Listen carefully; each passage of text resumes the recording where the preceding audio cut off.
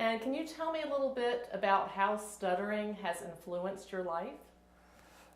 Um, well, it influenced. Well, I started to stutter when I was a young child, and at school being teased at school, um, and then struggling with work.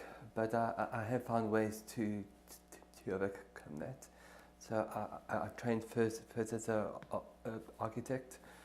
So being on site at times was hard, or to meet with clients, and then I, I also went into theology, and have worked for the last few years in that.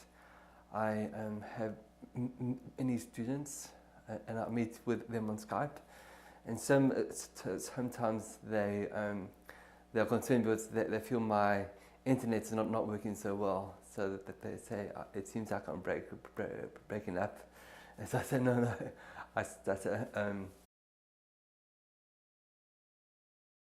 Tell me a little bit about what improvements you've made in your speech over the past 12 days. I find that after the last 12 days, I'm about 98% fluent. Um, it's been quite an experience. I've been able to phone without stuttering and speak with others in the shopping mall without stuttering, and it's been a wonderful feeling actually. How do you think your life will be different now that you can control your speech?